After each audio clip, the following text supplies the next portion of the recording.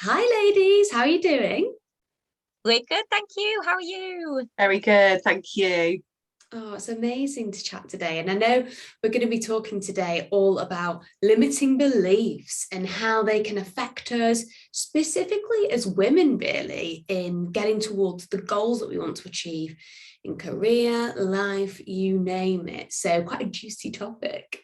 Yes, I'm Indeed, excited yeah. for this. I feel like there was definitely a good few juicy ones that held me back. Yeah. um, for sure. And it does, doesn't it? We just kind of get into this point in time where we don't feel like we can move forward or there's so much behind it, and I certainly noticed that, and a lot of it went back to my self-worth, Mm.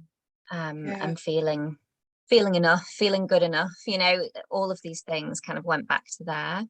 yeah, absolutely. Yeah, in those times of limiting beliefs, it just puts a complete halt onto your ability to move forward, and it kind of just puts a block up for progress. It really does, doesn't it? And it's shifting out of those limiting beliefs is huge. It kind of your sense of freedom and able to see what's possible is great. So yeah, very excited to have this conversation today. Very excited. Yeah. And I think one of the things that always not surprises me, because I know, because I've been there, but one of the things that, always comes out of conversations surrounding this is people thinking that they're the only ones that has these thoughts. So it's like, oh, you think like that too? I'm not the one that's, feeling as though I'm inadequate in this space. Yeah, and I think that's why it's so important to have conversations like this, isn't it? So that our listeners can just completely relate and tap into that and be like, oh, yeah, me too.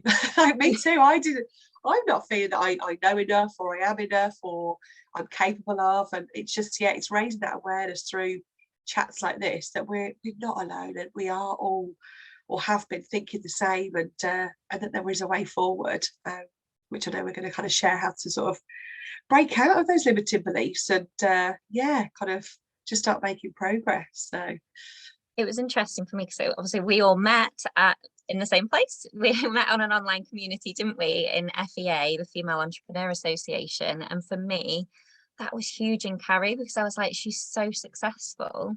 I was Mhm. like, you've had these same thoughts. You've had these same things that I am thinking right now that are holding me back. And if you've managed to get through them, like, oh, maybe I can. Yeah. And it really, that opened up so much for me to be like, okay, I'm now excited to see what I'm capable of. Let's do this. Yeah. And yeah, if she hadn't shared that she'd gone through that experience, then somebody that you admire and think, oh, I'd love to get where they've got to, it kind of makes the path feel a little bit more achievable, doesn't it? Yeah, for sure. Yeah, you can start taking that step almost instantly, can't you? Because you're like, okay, you've got on this route. I'm just gonna follow you, but on my own little way. yeah.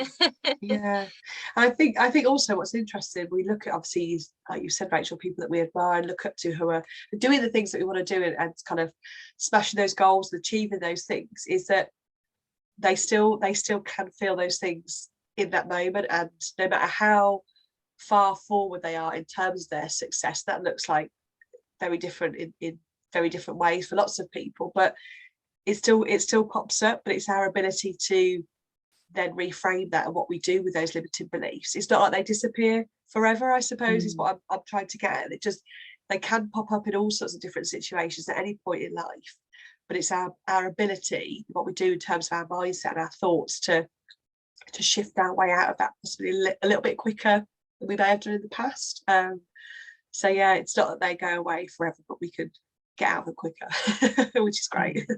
I think that's important to note, that we're all work in progress for the rest of our lives. It's not like we can do one thing and be fixed. We're not here to be fixed. We're all unique in our own ways.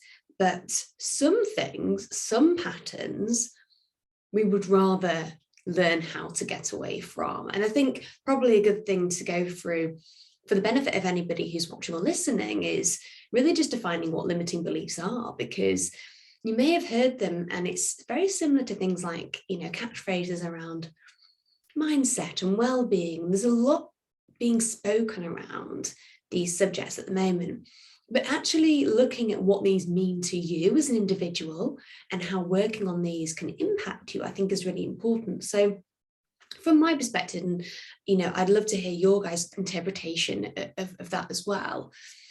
Limiting beliefs are our belief system and our perception of what's going on in the world. So we will basically have our mindset making up that perception of the world.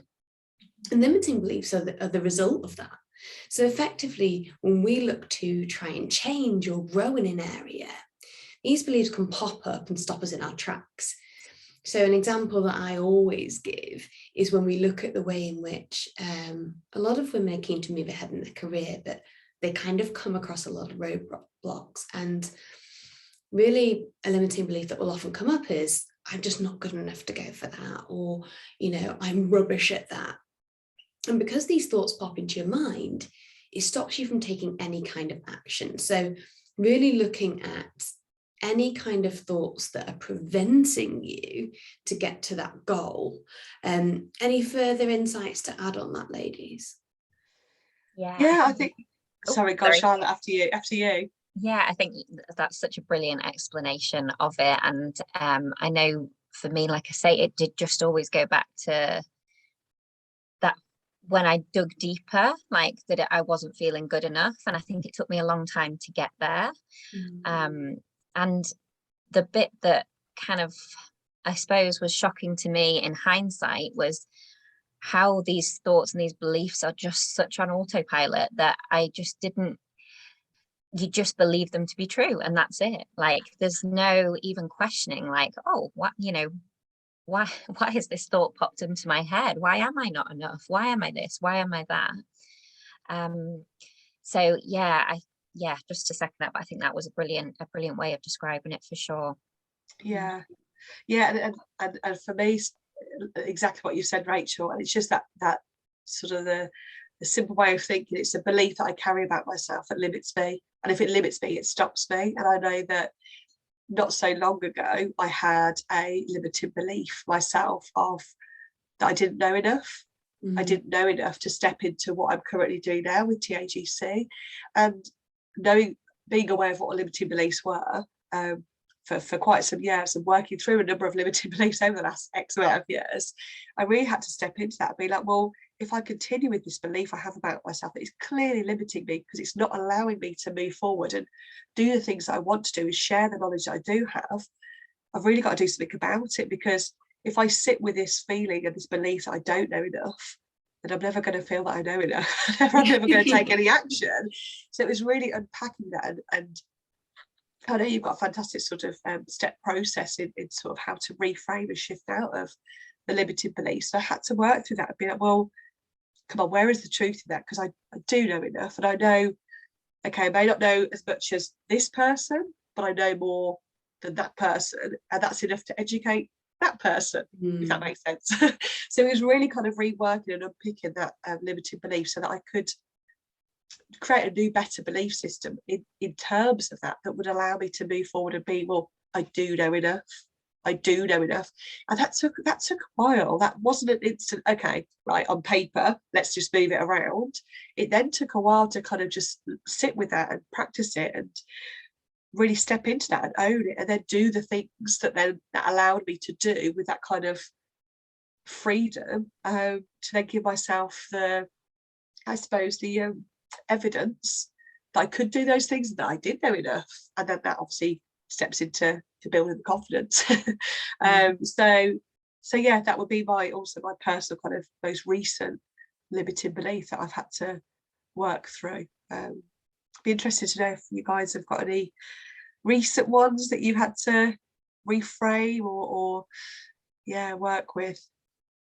My biggie was that I didn't feel like I had been through enough to say what I want to say, and this was before kind of as I was stepping into self-development, and it was through FEA and with the business in mind. Always wanted to help people. Bottom line was like, I just want to help people, I just don't know how. Kind of trusting that like along the way I was figuring it out. And then my biggest stumbling block was yeah, I didn't feel like I'd been through enough to say what I wanted to say, and I wrote this down. Wish I hadn't. But the universe sent me a bit of a tough year last year, but in a way, in hindsight, like actually having written that down and then being dealt this hand of hard times that we went through, I was like, wow, I didn't really want that, but thank you. I'm gonna use this to be like, whatever. And we had this conversation, didn't we, Kat? What do we have to go through to be able to be the people that we want to be? And I don't know, there's just something in that I was just, over a conversation that we had, I was like, it's just got to be enough in my own mind to be able to move through that. And I just want to help people. Yeah. And it was such a big one. And you know, I kind of also obviously delved into my childhood a little bit more, and I did have tough times, but I kind of glazed over them, and we were kind of a keep going family, and you know, get through the hard times. And as much as I love that part of me, it also meant that I hadn't really dealt with the hard times. And I think in giving those hard times some space in my own mind and going back to inner me really allowed me to kind of release those finally and just go, do you know what, Charlotte, you can say what you want to say, like actually step into that voice now. Yeah, that was mine. Yeah, that's a great example, and I love that you sort of introduced the concept of how going through adversity is something that really makes us reconsider, okay, you know, having had that reflection process, and you know, it's given me context about my whole life and how important it is to share things. And that phrase, you know, you grow through what you go through, I think rings really true there, because our experiences do provide so much perspective about what we want in our lives. And typically, they're the experiences that we just never could have planned for that actually really changes the most. So I think that definitely there's something in that. And when we think about what we've got to offer, and I guess it starts with the intention, doesn't it? Like Charlotte, you said, you know, I just knew that I wanted to help people. That is such a pure and giving intention. And I definitely believe that somewhere along the line, if the intention is from the right place, that things will start to unfold in your favor. But you can't watch something unfold without that intention. You know, that intention's got to be there to spark the thoughts and to help you to see other opportunities around you that can cultivate that. And looking at the way in which, you know, you've built such a beautiful relationship between the two of you, from setting those intentions, shows how powerful that process really is.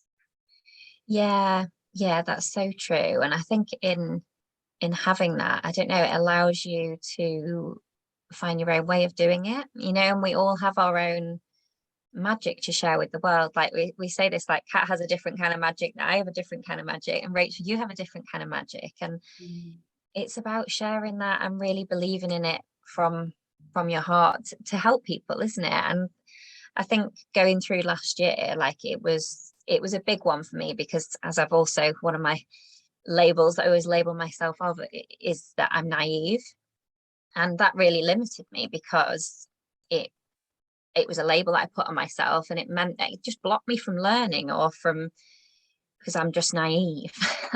And it was, you know, it kind of came from, you know, just a few comments in my past that weren't horrible comments, but I clung on to this thing.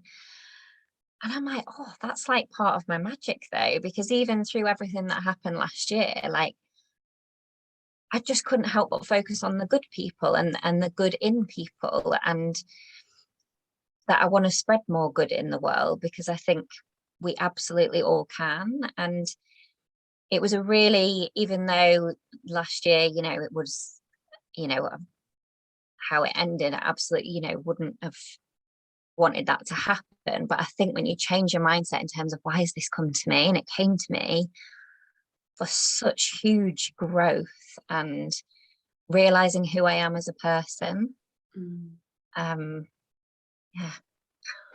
Yeah, I think it was such a beautiful way to shift that belief of fear that you're naive to what you've kind of mentioned you've seen historically as a negative trait, negative belief, to something really quite powerful and really positive, that amidst all the trauma and the challenging times last year, you were still able to use that part of you to see that there were the good people out there that were supportive and helping and, you know, compassionate, and that's perspective, isn't it? Which is there's a choice there. It's realizing those labels you put on yourself as well, isn't it? To be like, oh, actually, like, it doesn't have to be. It's actually a piece of me, which is amazing. And yeah, I'd labeled it in a negative way. And actually, when you spin it differently, like, what's the good in that? There's so much good in that. Like, so that was really freeing. Like, and yeah, 100%. And that was, I suppose, another of my limiting ways of no. And I'm learning. I think one of my affirmations, oh gosh, that's gone out of my mind now, but it was about like welcoming knowledge, and you know, because it did stop me from feeling like I can learn more. And I'm like, I can go out there and learn more. I've just got to go and pick what subject. I think that's it with limiting beliefs, isn't it? As an overall sort of a feeling, when you do release them or reframe them or let go of them, and you just, obviously you're less limited.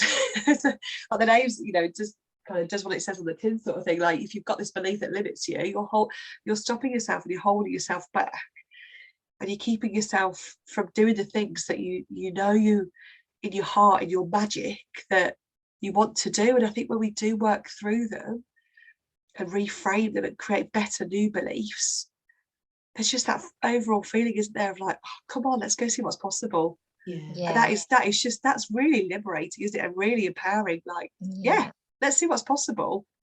And you show up with a different energy, you show up with a different focus, a different perspective, and you're there to be like, let's embrace it, and what can we learn from it? And if it doesn't work out the first time, that's okay, because what can we learn? We haven't failed here. We've just learned how not to do it this time. Yeah, for sure. I think if I could describe it to any of the listeners, it's like this overwhelming feeling of, oh my goodness, if that wasn't true, then what on earth, how many other things have I been telling myself that aren't true? And how many other ways can I now go and attack different areas of my world, of my life, to move myself forward? So it is the most empowering, freeing thing. And one of the things that women often say to me when we're starting to look at things like mindset and limiting beliefs is, how do I know what my beliefs are? Which, depending on your general awareness of how you behave in certain scenarios and how frequently you sort of reflect and check back in with yourself, could actually be something that's quite challenging to uncover. And I think that one of the ways it's really helpful is starting to listen to the stories that we tell ourselves. Because whilst, I mean, there tend to be limiting beliefs in themselves, but whilst the stories seem more obvious, when you delve a little bit deeper under the layers, the true belief that is holding you back comes out. So if we think about somebody who says, I always go to the career-based ones, because this is my area of expertise in the corporate world. But if we look at somebody who is not thinking that they are in the right position to take the next step, well, the story that they might tell themselves is, oh, well, I'm not interested in getting a promotion, because all that happens when you get a promotion is you have to work more, or, you know, you have to do all these extra things that I just don't want to do right now. So that could be a story that you're telling yourself. But when you actually delve deeper, there's an underlying fear there that you may not have that confidence or assertiveness to set boundaries surrounding your time. So it's very much looking at the whole picture of, okay, what am I telling myself about what I want and what I don't want, we often say things like, oh, I don't want that anyway, so that we are almost being kinder on ourselves. Yes. So that we don't feel like we're limiting ourselves, but we still are. Yeah, absolutely. I think that's a really great thing to highlight, because I'm sure a lot of our viewers or listeners can totally relate to that. Sort of on the, like you said, on the surface, that's the story, but when you peel back those layers, there's a deeper belief, which may or may not be obviously a limiting belief. And I know that Charlotte and I have found a tool really useful to kind of start to figure out what all this is, what's going on, if we aren't really have that awareness right now. And that's through journaling. And I know that's how I started to kind of, and it happens in hindsight. So you kind of look back on, right, so today, you know, how have I been thinking today, or what stories have I been telling myself today? And just allow yourself a little bit of time with a pen and paper to just do a bit of free writing. And just, there's no rules around journaling, which is so great, because you could just literally be so free on that paper and just thrash out, you know, how is it I've been thinking today? And that just starts to build that level of awareness. And when you have that awareness, then that's when you could start to do something with it. So I don't know about you, Rachel, if you've kind of used that as a bit of a tool, or if you have any other sort of suggestions to how to start to raise that awareness. Oh gosh, journaling is such an interesting topic, isn't it? Because whenever I say this to people, there's a really divided response. So there's people that say, journaling, a bit floaty, or what do you mean? Is it like keeping a diary? And they feel uncomfortable around it. And I am totally with you, Kat. I find it a really good way of, because how I work with it, sometimes I use prompts. So I might ask myself, like, what do I feel I need today? Or, you know, how am I feeling about my progress towards this, or whatever. But then sometimes just allocating yourself some time with a pen and paper to write what comes out is really powerful, because that kind of stream of consciousness journaling means that you start off with one thing, and before you know it, you're writing about all sorts of things that you weren't consciously thinking about, which is where the true benefit comes, I think, because you realize things that you've not necessarily had at the forefront of your mind. So I'm definitely a big advocate for it. But one thing that I would say, being totally open and honest, is I often feel resistance around journaling myself. I know that I want to do it, and I know the benefit that I'll get from it, but I think, if I'm being really honest with myself, even somebody in the work that I do, there's still a hint of skepticism in the back of my mind. And I think that one of the things that I try to do to overcome that in the moment is just asking myself, do you actually want to do this, Rachel? For goodness sake, you know, do you actually want to do this? If you do, get on and do it. And if you don't, do it tomorrow, or do it when you do feel like doing it. Would you guys say that there's an importance in feeling in the right place to start journaling? Yeah, I totally agree. And I think there are times where it's important, if it starts to feel like a chore, like you say, just don't do it, because it's there as a release, and it's there as also for me, I can be quite mean to myself in my head. That is my place to go to be like, Charlotte, you're doing all right, like you really, really are. And for me, I think I've kind of found it as quite a sacred space for that, I think, to like build myself up, because I find it harder to speak nicely to myself in my head, because I get into such patterns. And that's my moment to just check in with myself. And actually in the club, one of the things that we do is we write ourselves a thank you note to ourselves for the month that we've had. And that's becoming a really special, I mean, it takes like 3 minutes for us to all, you know, we're together and we write, and we answer that and write ourselves a note. And it's become a really powerful way of just acknowledging, like you say, progress, acknowledging what you are doing instead of thinking of all the things that you're not. And I think I found it as a shift in that way for me. But in my beginnings of journaling, it was all to do with what is TAGC, because it was an idea in my head, so it's the clarity as well. And I did say before starting it, like it was probably 20% business stuff, 80% of me. In one of my first journals, it's all, what is this thing we're doing again? What is it? So yeah, for me, clarity and also self-kindness is a big one for me in terms of that. I think it's a really great question, because I don't routinely journal. So there are things like daily habits that I do have routinely. It's like I practice my gratitude, but that could be just a mental thing when I wake up. I don't necessarily have to write it down. But with my journaling, I tap into it when I feel called to it, and I use it as a space to, I suppose, kind of offload a little if I'm starting to feel a bit foggy or a bit fuzzy or a bit of overwhelm creeping in. It's a place for me to offload and sort of pick it apart, and like you've said, Charlotte, be kinder to myself on paper. And I tend to find, like you said, Rachel, earlier, that I'll start off with, right, let's map this out. Where am I going? What's going on? And then 3 or 4 pages in, I'm like, oh, I didn't realise that was going on. I didn't realise that was going on in my head. And I tend to find the answers, because we have the answers within ourselves, don't we? And that's just my outlet to kind of, it helps kind of gain clarity, and just kind of, I can park some things on paper and be like, right, well, we'll come back to you. Let's not get overwhelmed. Let's choose this one right now, and let's get a solution around that. Let's move forward and make progress with this one. So yeah, I do journal when I feel called to. If I've got momentum and I'm doing good, I do a bit of a mental gratitude journaling practice. But if I'm needed to get clarity and kind of defuzz a foggy brain, then I find journaling is a really great tool for that. And just to kind of strengthen that awareness, because like I said, what's on the surface, and then when I unpick it, it's something completely different, and I'm like, oh, okay, that's going on.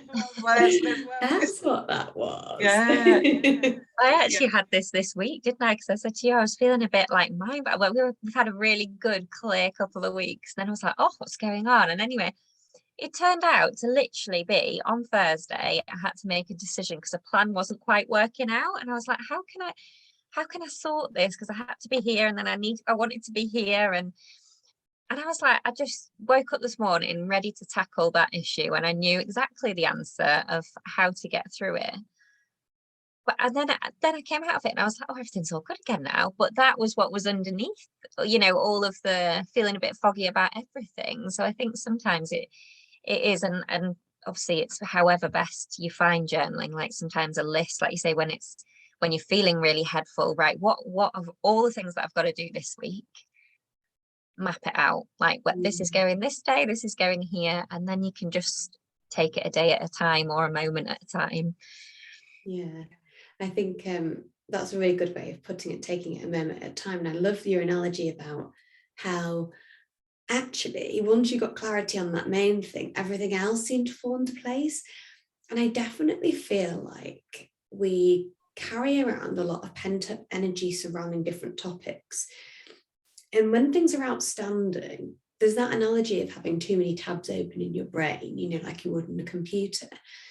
And whilst the tabs are open, all the energy is focusing on the unsolved. And then as soon as you solve something, it's like, okay, like that energy is then free to go elsewhere. And I think that is one of the reasons that journaling is so powerful, because it's almost an intentional redirection of your energy towards, certain things and bringing things into the conscious.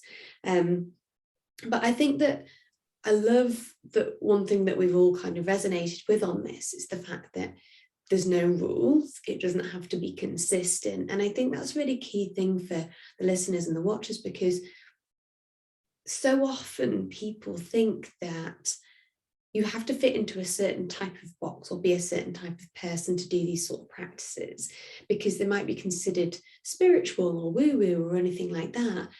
But really, it's just a toolkit to help you to understand yourself a little bit better.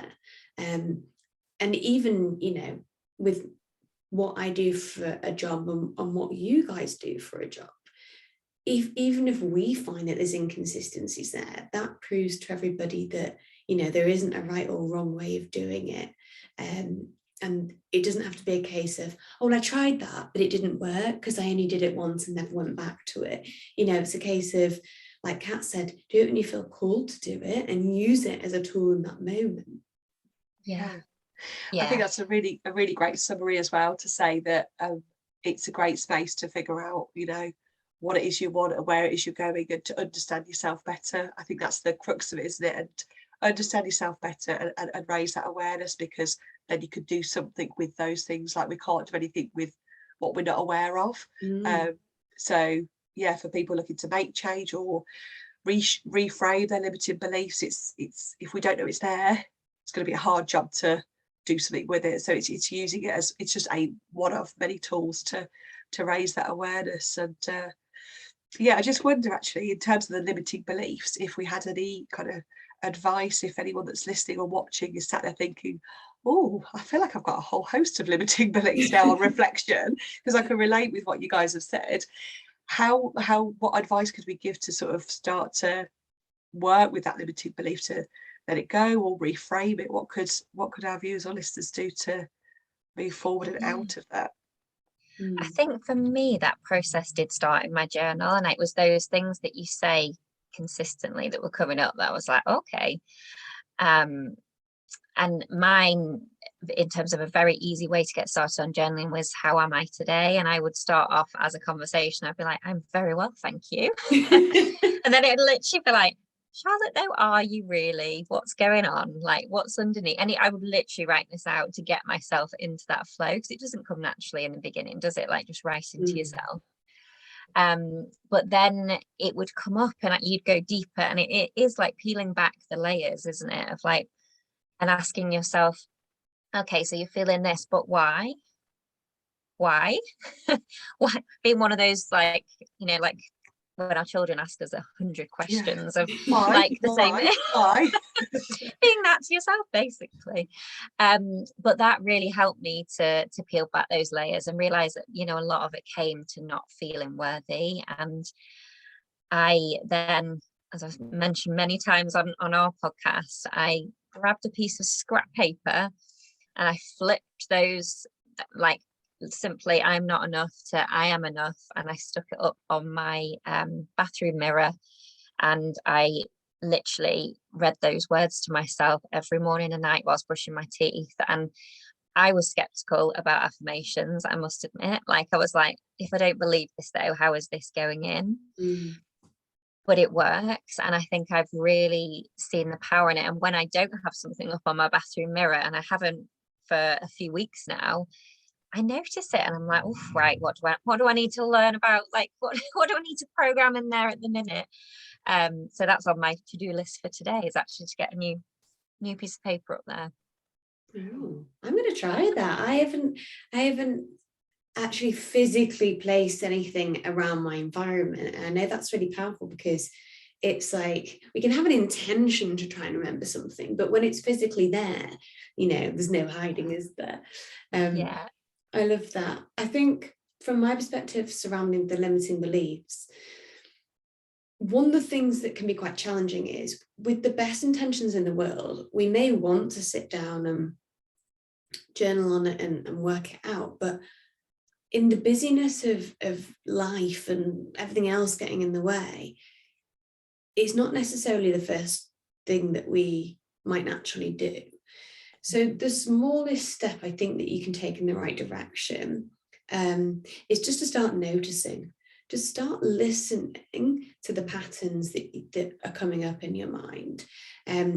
Typically, limiting beliefs will come up at a point where you're considering a change or maybe getting out of your comfort zone. So start noticing if a friend or family member or colleague or anything makes a statement or asks you a question that makes you feel slightly uncomfortable, or they're asking something of you that you might not necessarily want to do. Typically, these are the scenarios where these beliefs will come up. So start noticing that you're saying, oh no, I don't want to do that because of this or whatever.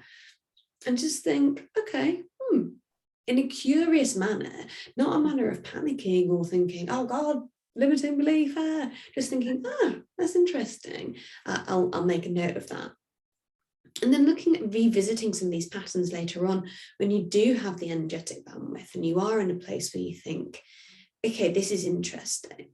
And you both know that, because obviously we did the masterclass for the Authentic Girls Club recently, which was great, and that I have a reframing formula that I use with my clients to help them to look at, okay, this is your belief. Let's really start to challenge that. And what that formula is all about is questioning the validity of it. First of all, saying, is that actually 100% true? Or is that just something that I have decided and is a belief from me? And then we start to really look at what evidence that we've got, what evidence that we've seen to, back up that belief.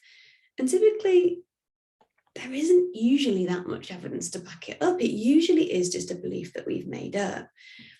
And then we go through this process to look at reframing it in a way that will positively contribute towards our goals rather than negatively detract from it. And don't get me wrong, like we were saying at the beginning of this session, it doesn't happen overnight, okay? If you've believed something for 10, 20 years, it's going to take a while to unpick that and actually show yourself and be proactive in showing yourself that that isn't true.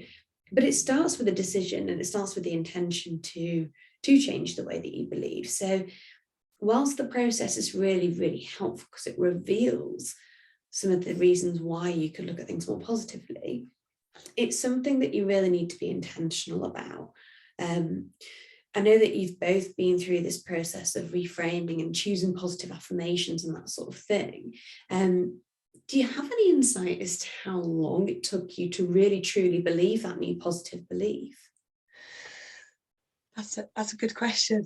That's a really good question. I think it also kind of depends on the strength of that limiting belief. So like, how long have I been believing that limiting belief for? Like you mentioned, is it a 2-year one? Is it a 20-year one? Is it 30-year one? How long is it? And if I go to my most recent example of I didn't know enough, I don't think I've been aware of that limiting belief, and that's only recently in the last couple of years come to me when I've looked to step out of my comfort zone. I kind of plateaued in my other business, and I'd got my other business to a really great point of it just kind of works without me being there, which is incredible. I'm hugely grateful for what we've done there. But then it was like, well, what's next for me? And I massively plateaued. And then obviously Charlotte and I connected, and there was talks of us doing stuff together. And then it was like, that was definitely going to be a shift out of my comfort zone. That's when this limited belief kind of became apparent. And what a process I love to do when I do find a new one, not that I like to find a new one, but when I do find a new limited belief, is think about, right, so how is that belief limiting me? What is it stopping me from doing? And look at what that looks like. And then think to myself, well, if I let go of that limiting belief, if I create a new, better belief that allows me to do those things, what does that look like? Yeah. And kind of paint that picture of like, well, if I believe that I do know enough, what will I go and do? What will I go and achieve? How will I show up? What differences will I make? How many wonderful, amazing women can I help? And I paint that picture, and then I think, oh, so I have a choice now. I could reframe and go for that one, or I could stay where I am. And then I go back to what the current limiting belief is, and then I think, oh, because I've teased myself with all what is possible, the lovely stuff, and then I think, well, if I stay where I am now, I kind of create that contrast between how uncomfortable it would feel to stay in the limiting belief, if that makes sense. Where on the surface it kind of feels comfortable to stay there initially because stepping out of my comfort zone is more uncomfortable, but I use that contrast about, well, actually it's going to be more uncomfortable to stay because, and this actually came up through a conversation we had, didn't we, Charlotte, where I really peeled this one back and unpicked this. I was like, well, if I sit with I don't know enough and therefore I won't do these things, what I'm not going to do is I'm not going to get all the knowledge that I know and all the things that I've done in the past X amount of years through coaching and being an NLP practitioner, starting businesses. I'm not going to get it out there. And for all the incredible women that are, that follow us, but for more importantly, for my two little girls, like, I want them to know what's possible, and I want to have documented somewhere in the world, you know, the tools and the techniques and the strategies that we use for them, because if there's ever a day when I'm not here, they can kind of tap into that. And that was a huge shift for me, out of that limited belief. It's like, well, I do know enough, and I know more than my 5-year-old and my 7-year-old, and that's enough to kind of get that out there. I know that sounds a bit silly, but it was just a huge moment for me, a huge realization of like, I have a choice, Kat. I could keep myself here, I could stop myself, I could hold myself back, or I could choose a different belief. But it did take a while. It probably has taken a couple of years to really step into that and really own that belief that I do know enough. There still are days where I'm like, oh, can I say that? Can I say that? It's like, of course I can. Of course I can. So in terms of timescales, sorry, that was a long-winded answer. That one in particular, that's been something I've been working on for a couple of years, I'd say. So yeah. I'm quite new really to self-development. It's been, I was saying a year, we're now probably 2 years, aren't we? I was saying, but so all of this for me is still quite new, and I feel like some of mine kind of migrate into slightly different versions, which is really quite interesting, because I remember even launching TAGC when it was just me, felt huge. Like, it was a big step for me, and it was leaving a lot of limiting beliefs behind. And I did it, got it out there, did my first month, loving it, or probably did my first virtual, was just incredible. And then I was happy as I was on cloud 9, and then it was like literally I just fell off this cloud 9, and all of these doubts and limiting beliefs came at me, like massive amounts, because then I was like, I've got to keep doing this now. You know, it was kind of, I don't know, it was a big realization to me that this is continual work. And I say it's not like work because it's exciting and you can get excited about what you're capable of. But for me, it's definitely still a work in progress. And like you say, there's days of where they do creep up a little bit more. And then there's days where I'm like, let's do this. And there's many more let's do this days, and very less of the doubting days now, although I don't believe they'll ever disappear. And we just, having these conversations and knowing that you're not alone gets you through them, doesn't it? And it makes you just go, okay, it's one of those days. We call them a meh day, when we're like, oh, what are we doing? Yeah. And you can let yourself have that day and just be like, it's all right, like, it really is okay, and I'm just going to keep going on this journey. Yeah. I think that's great, and 2 really, really great answers for so many reasons. I mean, Kat, great to hear your comparison of, what is this effectively costing me if I hold on to this? And, do I really want to choose that consciously now I know that this is a possibility? Both of you kind of said that there wasn't necessarily a time scale. And I love that. I think that you're right. There isn't, okay, you're now fixed of that, let's move on to the next thing. It's an evolution. There's no way that you can ever measure, okay, yes, this now isn't a problem, because I totally resonate with the word that you used, Charlotte, of, I think you said it evolved into something else. And we do, because there's that phrase, new level, new devil. So once we accomplish something, we're going to go, oh, okay, that's great, but oh my goodness, I didn't realize when I did that, that's now going to come up. So it was a ghost in my house, clearly. I didn't realize that that's going to come up. So actually, the work's never done. And what we need to look at is refining how we deal with those challenges that come up, so that we go, okay, I noticed that there's some resistance around this. I'm noting that this doesn't feel good, but I also trust myself. I also trust myself to make progress, because I know that I've done that before. And no matter how frightened or uncomfortable I feel now, I've overcome something before. So I know that I've got the tools to do that again. Yeah. That's a huge part, isn't it? Building that trust within. And that's absolutely what I did. It was taking those action steps around that, those beliefs, those things that I said I couldn't do.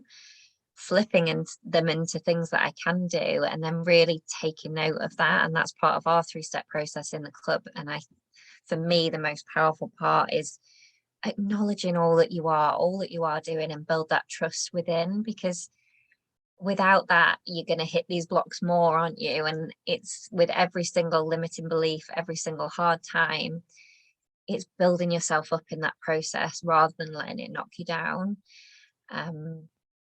Yeah, I love that. Yeah, I love what you said, Rachel, about how it's not a tick. Oh, I've done my self-development now, I'm done.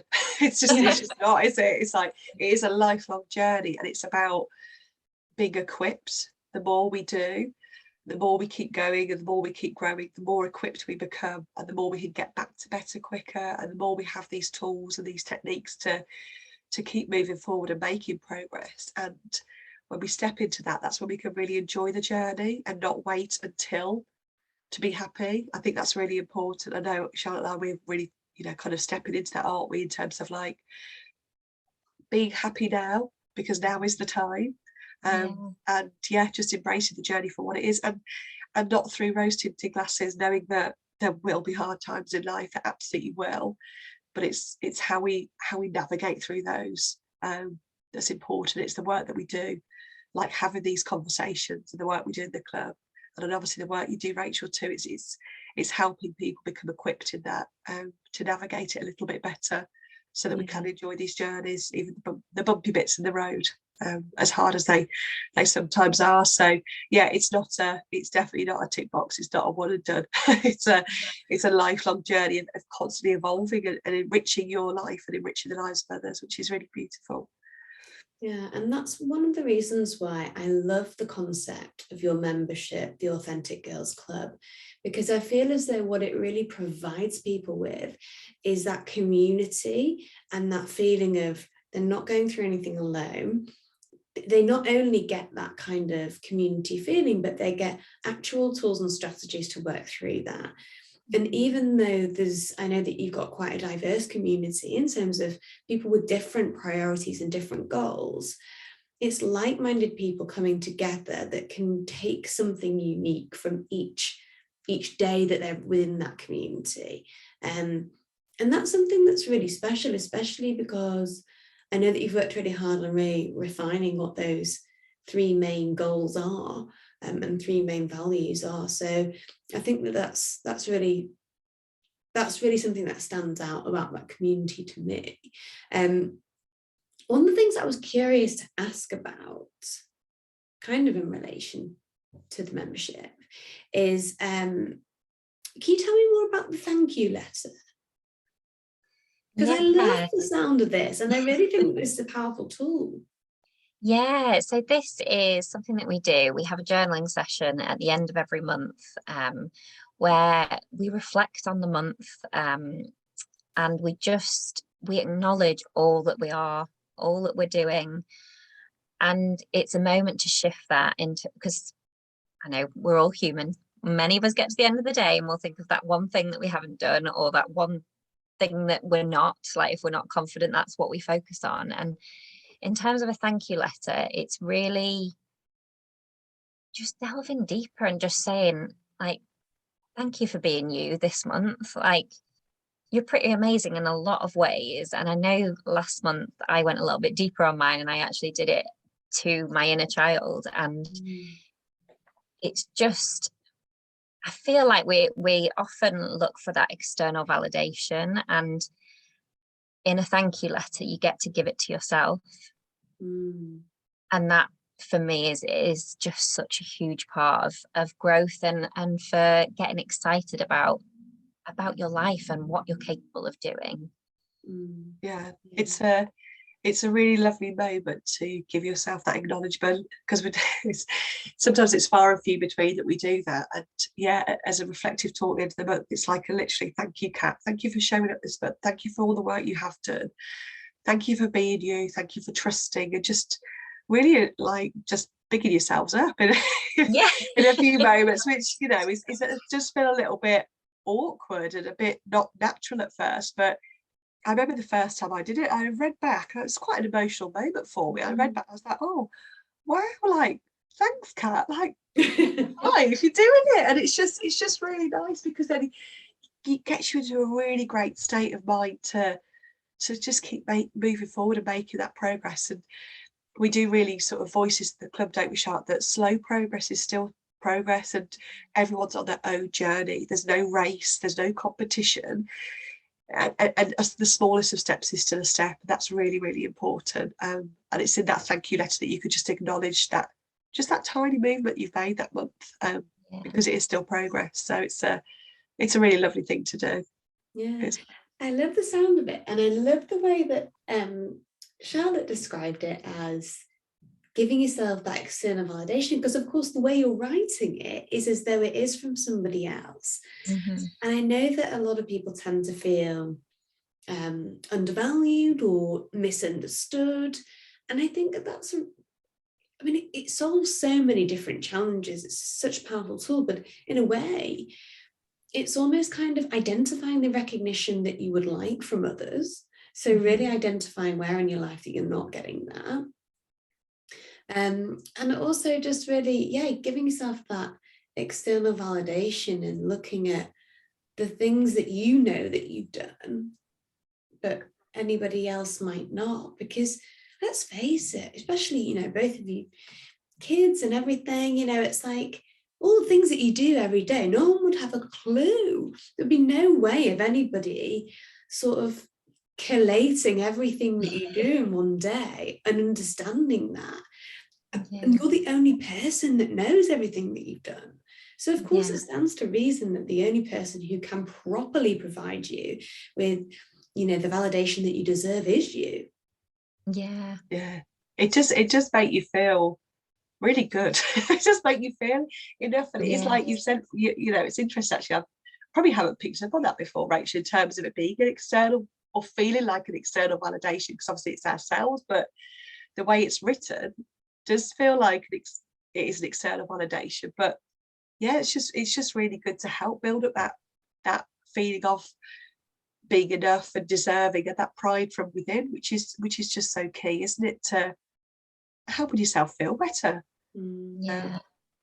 Yeah, for sure. And I think it's nice to, obviously, like I said, I went deep last time, but also there's like a nice light-hearted way of doing it as well. And I think we found that in the club, that however you show up that night, it could be completely different to the month before. And that's really interesting to like also have a log of these thank you notes and be like, oh, it's quite, whether you read them back or not, but just the different states that sometimes you can show up in, like whether you need to go deeper one month or whether it's a bit more surface level another. And there's no right or wrong again. It's giving yourself the credit that you so deserve. And obviously, Rachel, you do an incredible job as well of obviously empowering women in terms of confidence in their careers. And just a huge thank you for coming into the club recently, because you made such a difference to all of our members. And we just saw so many nuggets and just things popping off in terms of limiting beliefs. It's like, oh my goodness, this is where this came from. Like, I can start to let it go, and your work is so important. It really, really is. You've definitely empowered our members to know that confidence is something that they're not born with, and it's something that they can learn, and it's a skill that they can get good at. And that was just it's been so wonderful to see that, hasn't it, after the masterclass on reflection in the private Facebook group we've got, just to have that drop in with them and be like, oh, okay, so I can do confidence, and I can be confident, and I could grow in it, and I could get better at being confident, and just giving them that, they feel really empowered by it. So yes, the work you do is really special and very empowering for the women in our membership. They've totally embraced it, which is really great. Oh, thank you. It's great to hear. And I think that the work that I do in growing confidence is born from me going through my own journey of struggling with confidence. And one thing that I can say that I am confident about now is that I know that the tools that I provide do genuinely produce a result. And it absolutely made my day when we did the masterclass, because the very next day quite a lot of the women connected with me on Instagram, but one of them shared that she'd actually gone into work and asked for a promotion the very next day following the masterclass. And I just thought, oh my goodness, you know, that's so fantastic to see. That what we don't realize is so many of us are on the edge of our potential, right on the edge of just diving, going all in and fulfilling what we want to do. But we don't realize what exactly is holding us back. So we just sit on the edge for ages. And it's so nice to almost be able to push people off the ledge in the nicest way possible and say, come on, you know, you've got it in you to do this. And try and show them that voice can be kind. It's not always a nasty voice. So yeah, it's really fulfilling work. And it's something that, you know, I know that I will always do in some way, shape or form, regardless of how my business evolves or augments. It's something that I know that's always going to be at the forefront of my goals and my pillars. So yeah, that's amazing. Oh, I love that. Oh, it's amazing and coming together like this. It's just it's just the one, isn't it? And I just love it as well. I'm like, oh, I just have more of these conversations and keep them going all day. Put the world to it. I know we've been chatting away for an hour. I can't believe it. I don't know where the time's gone. Oh, it's been so amazing to chat. It really has. And thank you again for coming into the club, and obviously to be on each other's podcast is just incredible. So big thank you, Rachel. Oh, thank you to you too as well. Absolutely amazing. I'm going to make sure that all your details are included for the memberships. I know a lot of my listeners will be really, really interested in that. And obviously, let's stay in touch. And if anyone wants to reach out directly, they are more than welcome to do so. Definitely. We will do the same on our side as well. So we'll have all your details in the show notes. So amazing. Thank you so much. Thank you. Thank you. Bye.